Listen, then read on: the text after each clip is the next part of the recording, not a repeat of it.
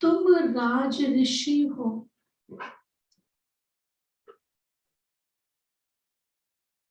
तुम राज ऋषि हो,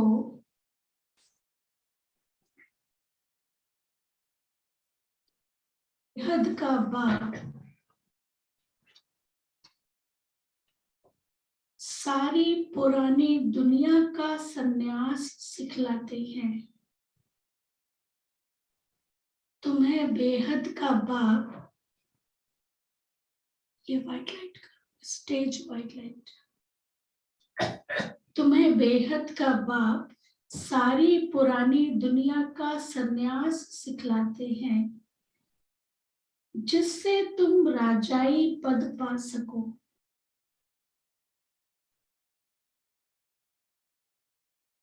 प्रश्न है, इस समय किसी भी मनुष्य के कर्म अकर्म नहीं हो सकते हैं क्यों? इस समय किसी भी मनुष्य के कर्म अकर्म नहीं हो सकते हैं क्यों? क्योंकि हम लोगों के विकार इतने हैं कि क्योंकि माया हमें प्रभावित कर रही है, हम माया से प्रभावित हैं। उत्तर है, क्योंकि सारी दुनिया में माया का राज्य है। सब में 5 विकार प्रवेश है। इसलिए मनुष्य जो भी कर्म करते हैं विकर्म ही बनता है।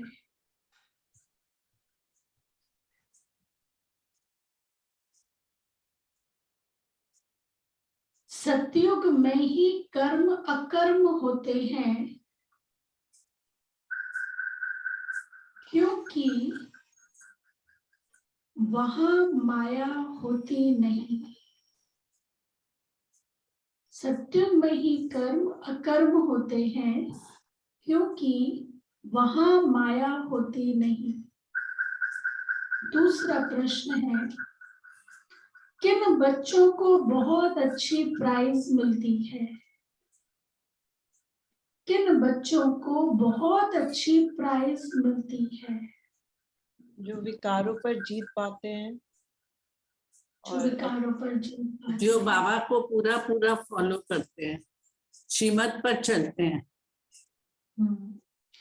आज बाबा ने यही कहा। उत्तर है, जो श्रीमत पर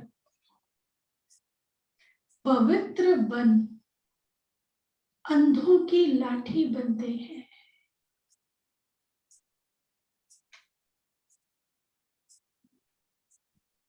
कभी 5 विकारों के वश हो कुल कलंकित नहीं बनते हैं। कभी 5 विकारों के वश हो कुल कलंकित नहीं बनते हैं। उन्हें बहुत अच्छी प्राइज मिल जाती है।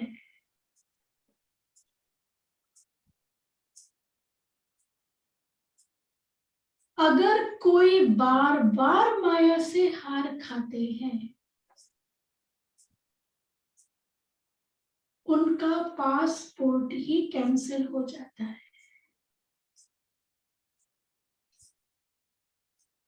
वहां जाने का पासपोर्ट, सतयुग जाने का पासपोर्ट ही कैंसिल हो जाता है।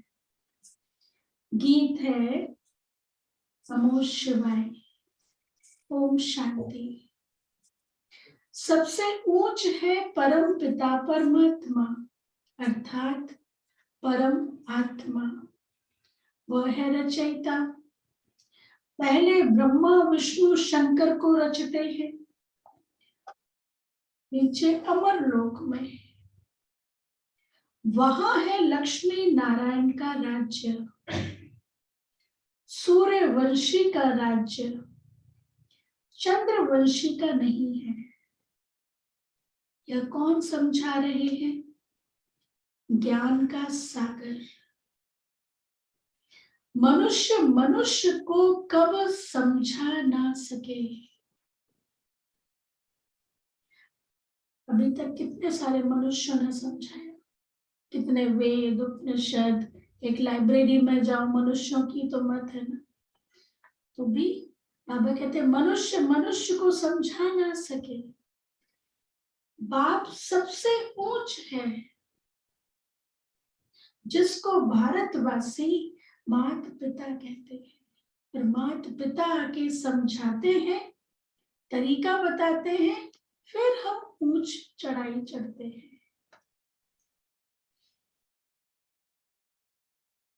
तो जरूर प्रैक्टिकल में मात पिता चाहिए। गाते हैं तो जरूर कोई समय हुए होंगे।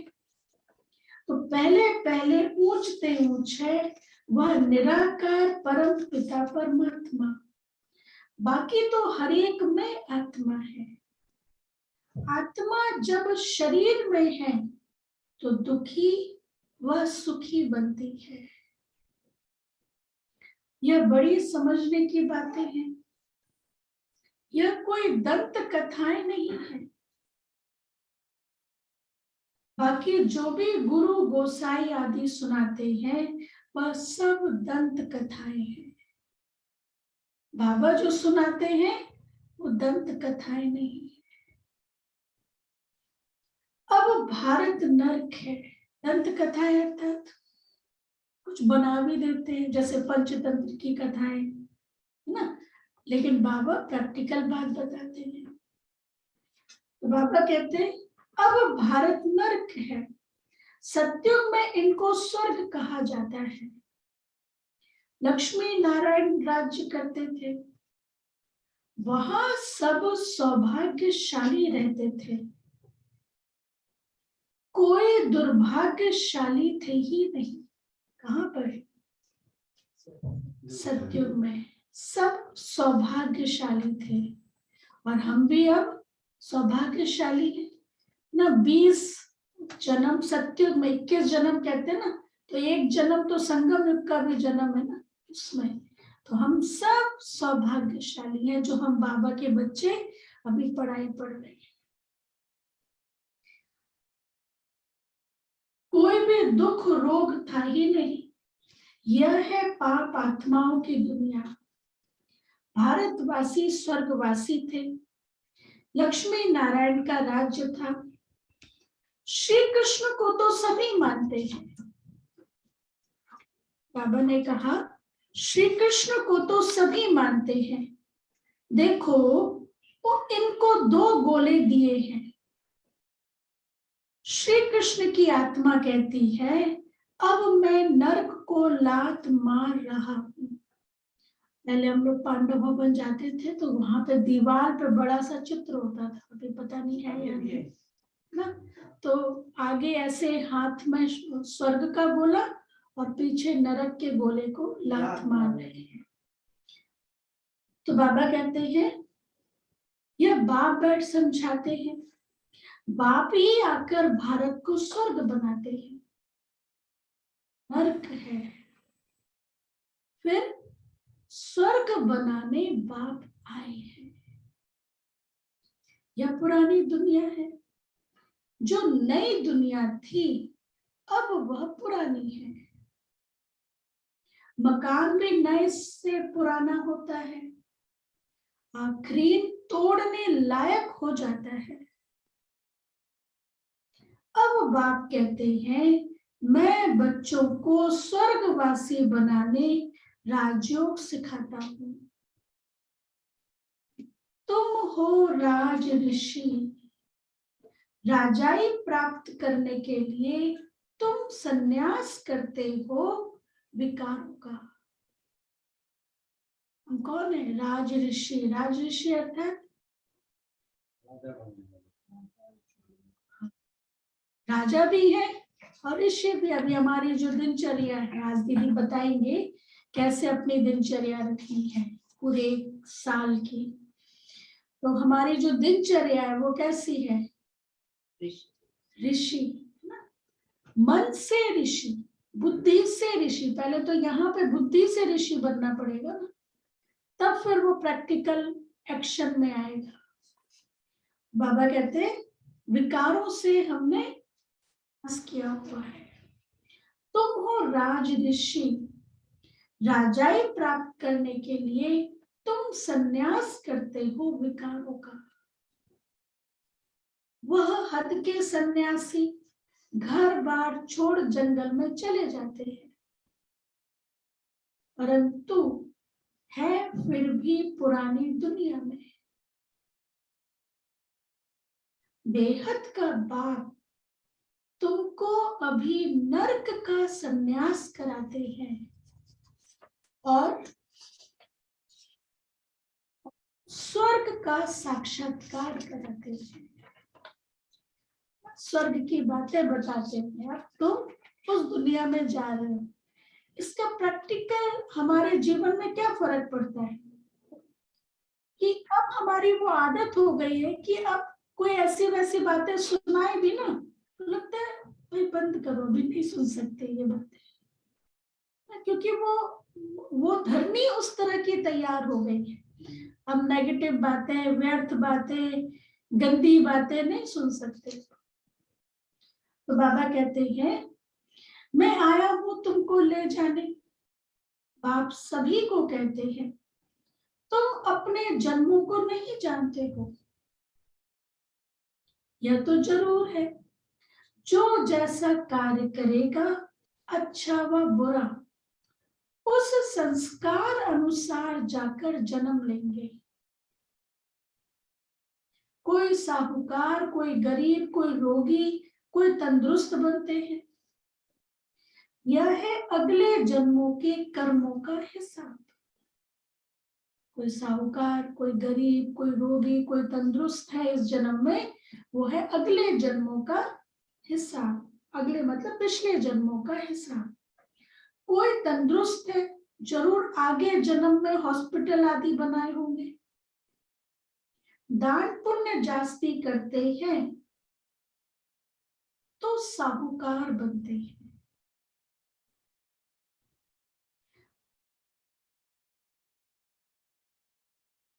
वह जरूर विकर्म ही बनेंगे, क्योंकि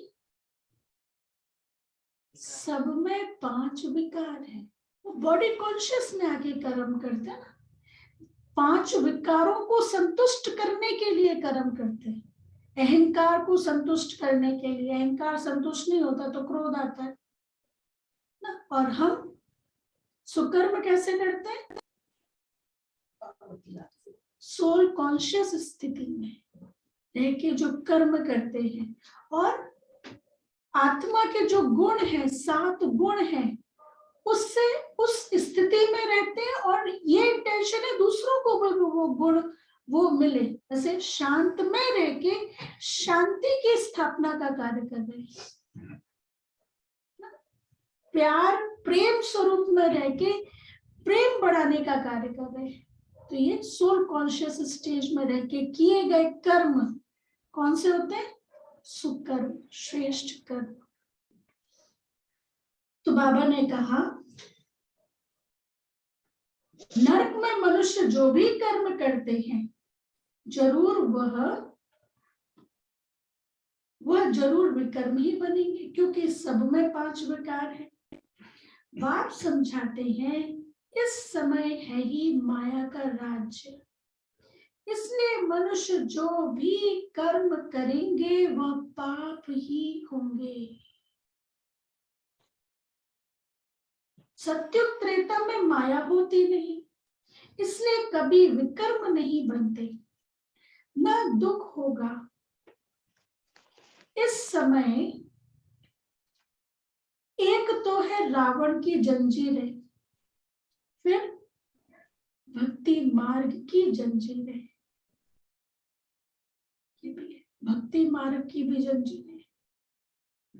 जन्म जन्मांतर धक्के खाते आए हैं।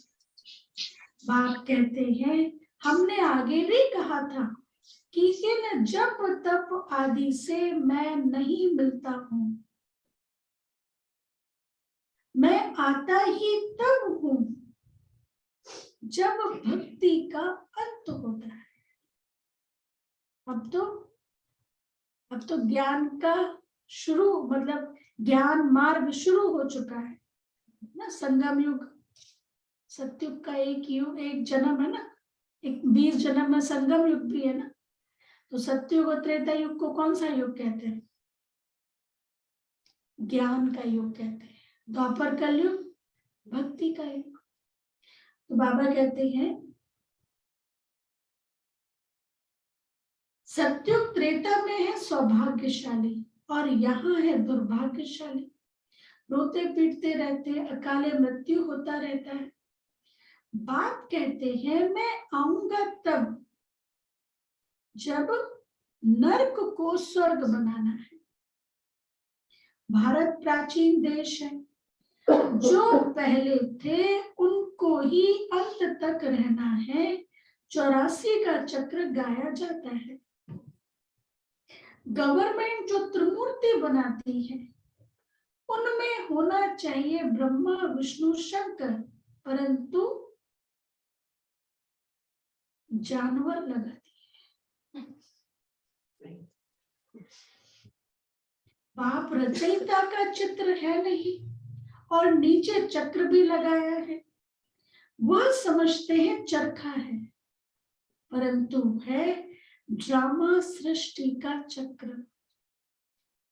अब चक्र का नाम रखा है अशोक चक्र। अब तुम इस चक्र को जानने से ही अशोक बन जाते हो। बात तो ठीक है, सिर्फ उलट पुलट कर दिया है। लगाना क्या था, लगा क्या दिया है? बोला भी अशोक चक्र है। हाँ। तुम इस 84 जन्मों के चक्र को याद करने से ही चक्रवर्ती राजा बनते हो, वो भी 21 जन्मों के लिए। इस दादा ने भी 84 जन्म पूरे किए हैं। यह श्री कृष्ण का अंतिम जन्म है।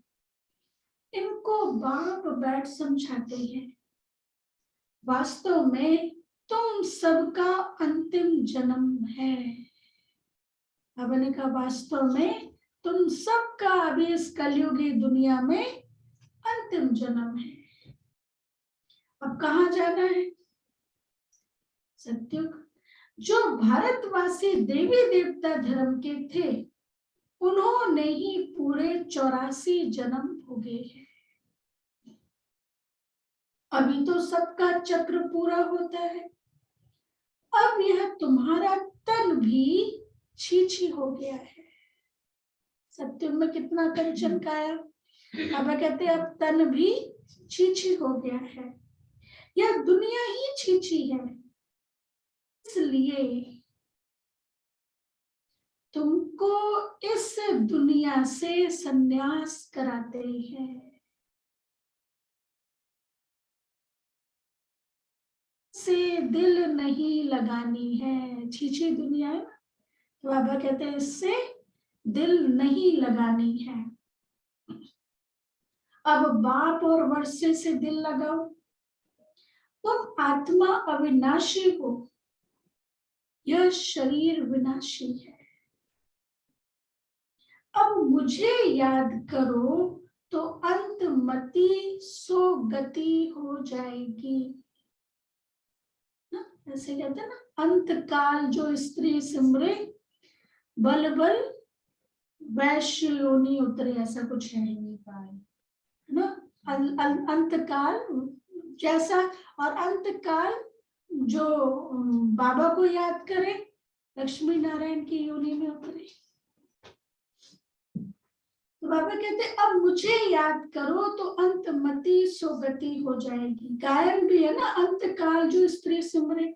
अब बाप कहते हैं अंत काल जो शिव बाबा सिमरे वह नारायण पद प्राप्त कर सकता है। नारायण पद मिलता ही है सत्युग में। बाप के सिवा यह पद कोई दिला ना सके, कोई साधु संत महात्मा कोई भी ये पद बाबा के अलावा दिला ना सके। यह पाठशाला है ही मनुष्य से देवता बनने की। बन रहे हैं ना, ऐसा अनुभव होता है कि हम देवता बन रहे हैं? होता है? किस किस को होता है कि हम देवता बन रहे हैं? हाँ, नहीं होता अनुभव? तो बाबा ने कहा यह पाठशाला है, ऑनलाइन होता है। यह पाठशाला है ही मनुष्य से देवता बनने। 90% ने तो हाथ ही नहीं उठाया मेरा बहन, तो पूछे तो सही, फिर वो ये लोग सुन किस लिए रहे हैं। अच्छा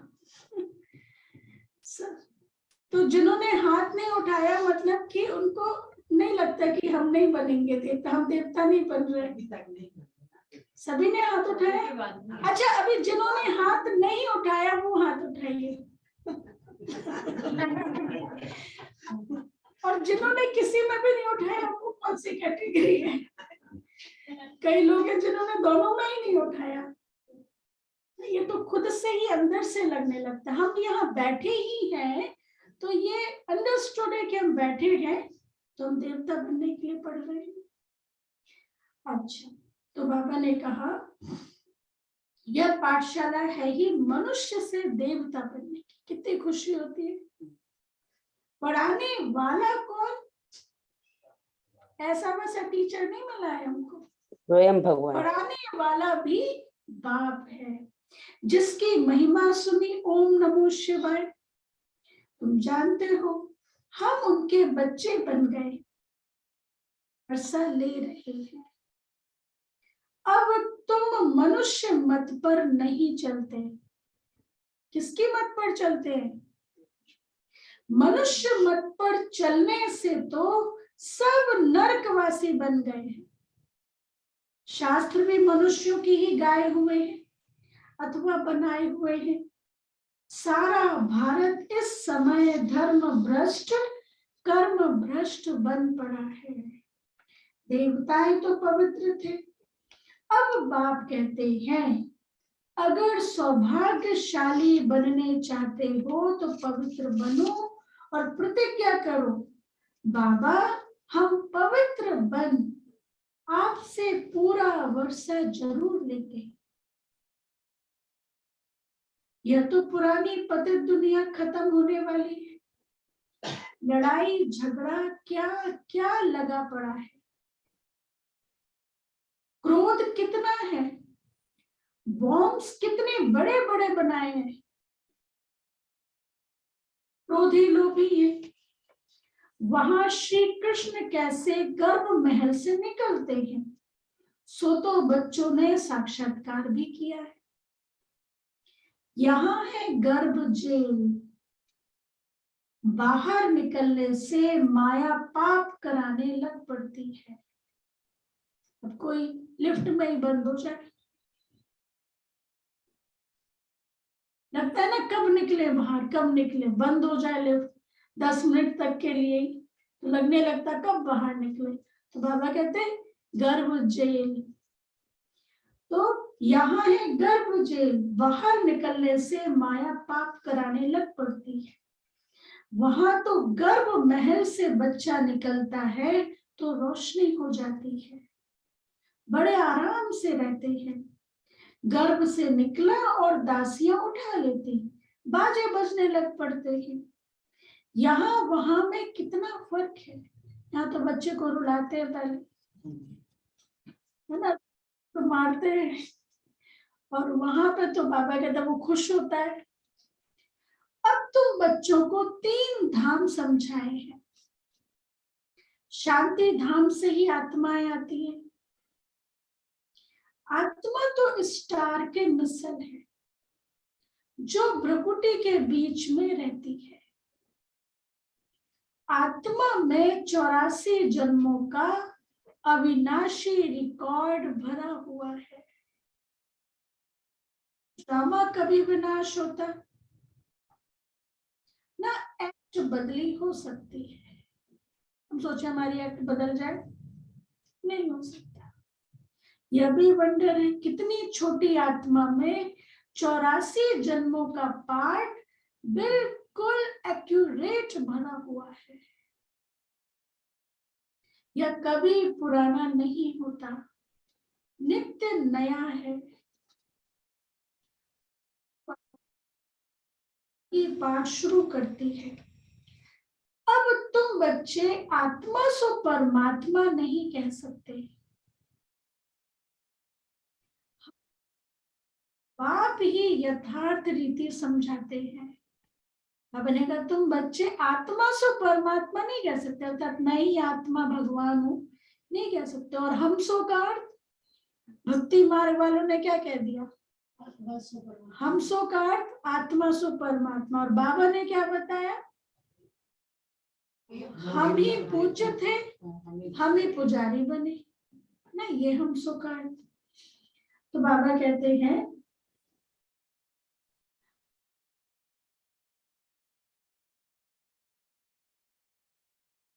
पांच विकार, वह बाप माया को नहीं रचते, बाप तो नई सृष्टि रचते हैं। मैं सृष्टि रचता हूं यह और कोई नहीं कह सकते। बाबा के अलावा ऐसे अथॉरिटी से कोई नहीं कह सकता कि मैं सृष्टि रचता हूं। बेहद का बाप एक ही है। ओम का अर्थ भी बच्चों को समझाया गया है। आत्मा है ये शांत स्वरूप, शांति धाम में रहती है। परंतु बाप है ज्ञान का सागर, आनंद का सागर। अब आत्मा की यह महिमा नहीं गाएंगे कि ज्ञान का सागर, स्वरूप कह सकते, ज्ञान स्वरूप। हाँ, आत्मा में नॉलेज आती है। बाप कहते हैं मैं एक ही बार आता हूं, मुझे वर्षा भी जरूर देना पड़े। मेरे वर्षे से भारत एकदम स्वर्ग बन जाता है। वहां पवित्रता, सुख, शांति सब कुछ था। यह है बेहद के बाप का सदा सुख का वर्षा। पवित्रता थी तो सुख शांति भी थी। अभी अपवित्रता है तो दुख शांति है।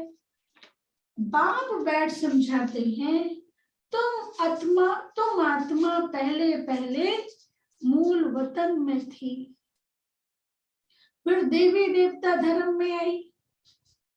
मूल वतन अर्थात हम अपने मूल स्वरूप में थे, ओरिजिनल फॉर्म में थे वहां पे। फिर देवता धर्म में आए, फिर क्षत्रिय धर्म में आए, 8 जन्म सतो प्रधान में, फिर 12 जन्म सत्व में, फिर 21 जन्म द्वापर में, फिर 42 जन्म कलयुग में। अब यहाँ शूद्र बन पड़े। अब फिर ब्राह्मण वर्ण में आना है, फिर देवता वर्ण में जाएंगे। अभी तो हम ब्राह्मण वर्ण में है ना, ब्राह्मण से देवता बन रहे हैं। अब तुम डैश में हो, बताओ। हाँ, परिवार और वनवा और संगम और ऑनलाइन दुख में है। बहुत अच्छा। हाँ, ईश्वरीय गोद, ये किसी ने पढ़ के बताया। नहीं, पढ़ के नहीं बताना होता है। अब तुम ईश्वरीय गोद में हो, देवी देवताओं की भी गोद में नहीं, ईश्वरीय गोद में हो। तो बाबा कहते हैं बाप कितना अच्छी रीति समझाते हैं। 84 जन्मों को जानने से फिर उसमें सब कुछ आ जाता है। सारे चक्र का ज्ञान बुद्धि में है।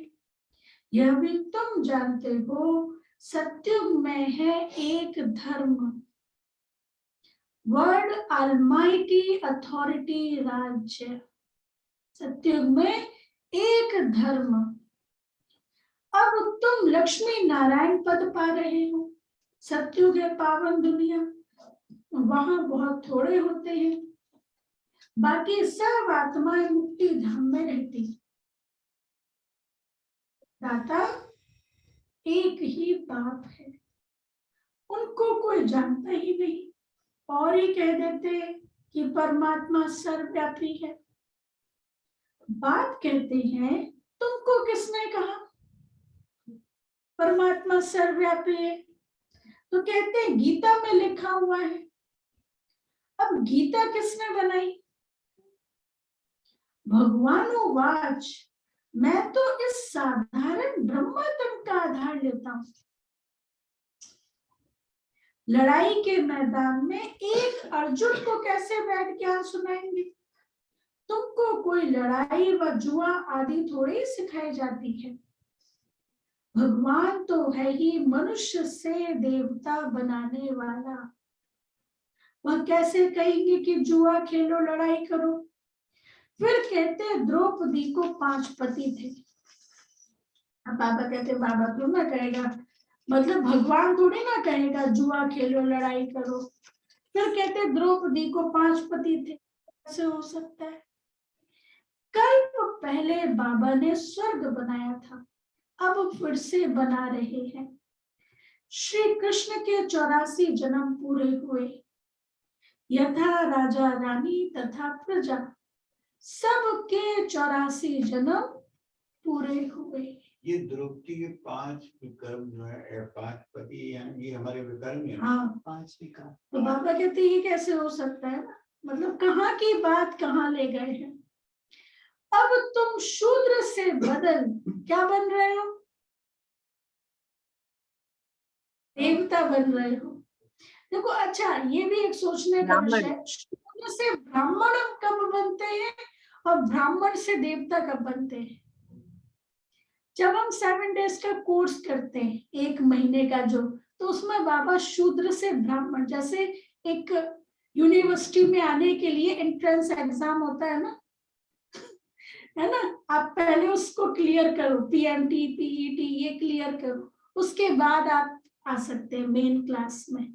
तो वहां पे हम शूद्र से ब्राह्मण बनते हैं।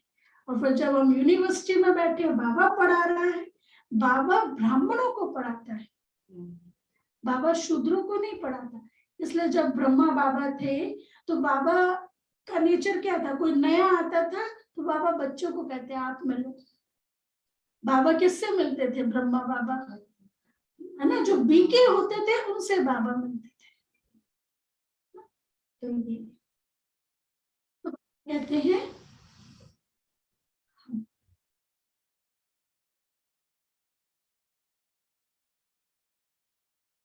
जगदीश भाई साहब ने अपनी क्लास में किया था बहुत समय पहले।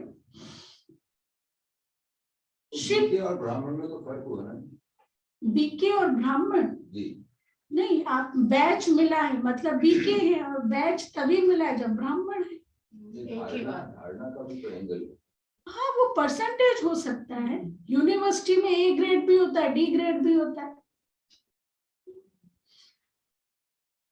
अच्छा, तो बाबा कहते हैं कल्प पहले बाबा ने स्वर्ग बनाया था, अब फिर से बना रहे हैं। श्री कृष्ण के 84 जन्म पूरे हुए, यथा राजा रानी तथा प्रजा, सबके 84 जन्म अब पूरे हुए हैं। अब आगे का पार्टी नहीं है आत्मा के अंदर, जो आत्मा शरीर में रहे। अब आत्मा को जाना ही है, रिकॉर्डेड है ही नहीं है इसके अंदर। अब तुम शूद्र से बदल ब्राह्मण बने हो, जो ब्राह्मण धर्म में आएंगे वही मम्मा बाबा कहेंगे, फिर भल कोई माने व ना माने। समझते हैं हमारे लिए मंजिल ऊंची है, फिर भी कुछ ना कुछ सुनते हैं तो स्वर्ग में जरूर आएंगे, परंतु कम पद पाएंगे। वहां यथा राजा रानी तथा प्रजा सब सुखी रहते हैं। नाम ही है heaven, heavenly god father heaven स्थापन करते हैं। यह फिर है हेल, नरक। सब सीताओं को रावण ने जेल में बांध रखा है। अभी हम सब सीताएं रावण की जेल में थे ना, अब नहीं है ना, अब तो रावण की जेल में नहीं है। सभी शोक में बैठ भगवान को याद कर रहे हैं कि इस रावण से छुड़ाओ। सत्युग है अशोक वाटिका। जब तक सूर्यवंशी राजधानी तुम्हारी स्थापन नहीं हुई है तब तक विनाश नहीं हो सकता। राजधानी स्थापन हो, बच्चों की कर्मातीत अवस्था हो, तब फाइनल लड़ाई होगी। तब तक रिहर्सल होती रहती है। अभी हम क्या देख रहे हैं? रिहर्सल। तब तक रिहर्सल होती रहती है। इस लड़ाई के बाद ही, फाइनल लड़ाई के बाद ही स्वर्ग के गेट खुलने वाले हैं। तुम बच्चों को स्वर्ग में चलने लायक बनना है। बाबा पासपोर्ट निकालते हैं। जितना जितना पवित्र बनेंगे, अंधों की लाठी बनेंगे, तो प्राइज भी अच्छी मिलेगी। बाबा से प्रतिज्ञा करनी है, मीठे बाबा हम आपकी याद में जरूर रहेंगे। मुख्य बात है फिर पवित्रता की। 5 विकारों का दान जरूर देना पड़े। कोई हार खाकर खड़े भी हो जाते हैं। अगर 2-4 बारी माया का भूसा खाकर फिर गिरा तो ना पास हो जाएगा। पासपोर्ट कैंसिल हो जाता है।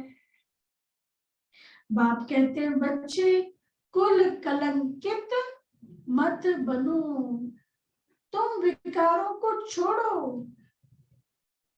मैं तुमको स्वर्ग का मालिक अवश्य ही बनाऊंगा ना, इसलिए कुल कलंकित नहीं बनना है। विकारों को छोड़ दिया, क्या देना है? छोड़ दिया ना, विकारों को छोड़ दिया। अच्छा मीठे मीठे सिकी लगे बच्चों प्रति माता पिता बाप दादा का याद प्यार और गुड मॉर्निंग। हम रूहानी बाप की रूहानी बच्चों को नमस्ते। हम रूहानी बच्चों की बाप दादा को याद नमस्ते, गुड गुड मॉर्निंग।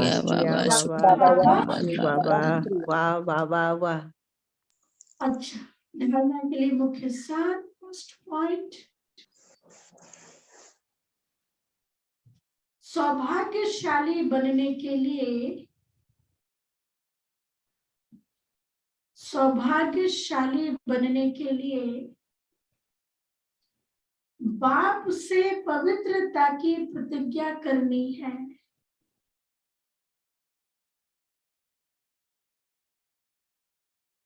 से पवित्रता की प्रतिज्ञा करनी है।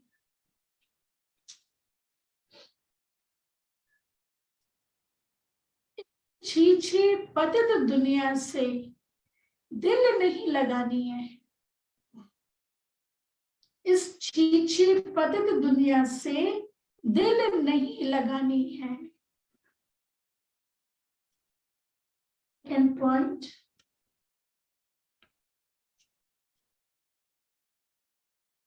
भी नहीं खाना है। माया का भूसा कभी नहीं खाना है। कुल कलंकित नहीं बनना है।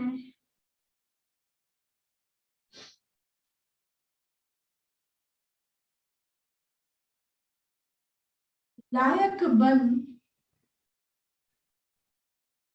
स्वर्ग का पासपोर्ट बाप से लेना है। लायक बन स्वर्ग का पासपोर्ट बाप से लेना है। वरदान, मन को बिजी रखने की कला द्वारा, मन को बिजी रखने की कला द्वारा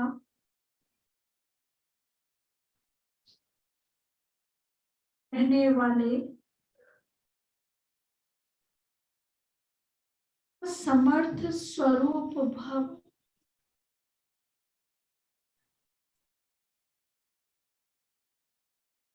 सदा समर्थ स्वरूप भव। डिटेल, जैसे आजकल की दुनिया में बड़ी पोजीशन वाले अपने कार्य की दिनचर्या को समय प्रमाण सेट करते हैं, उनका पूरा शेड्यूल बना होता है, 1 महीने तक का भी, पूरे दिन का तो होता है, आज किससे मिलना है, कहाँ जाना है। ऐसे आप जो विश्व के नव निर्माण के आधार मूर्त हो, बेहद ड्रामा के अंदर हीरो एक्टर हो, हीरे तुल्य जीवन वाले हो, आप भी अपने मन और बुद्धि को समर्थ स्थिति में स्थित करने का प्रोग्राम सेट करो। मन को बिजी रखने की कला संपूर्ण रीति से यूज करो तो व्यर्थ से मुक्त हो जाएंगे। माया कब आती है? जब फ्री होते हैं, बिजी होंगे तो बाबा ने कहा व्यर्थ से मुक्त हो जाएंगे, कभी भी अपसेट नहीं होंगे। स्लोगन, ड्रामा के हर दृश्य को देख हर्षित रहो। ड्रामा के हर दृश्य को देख हर्षित रहो तो कभी अच्छे बुरे की आकर्षण में नहीं आएंगे, तो कभी अच्छे व बुरे की आकर्षण में नहीं आएंगे। अच्छा, ओम शांति। अनाउंसमेंट।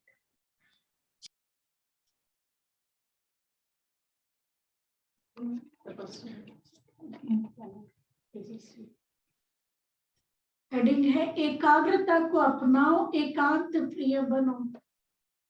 तो सेकंड पॉइंट है, एकांत प्रिय तब बन सकेंगे जब अनेक तरफ से बुद्धि योग टूटा हुआ होगा।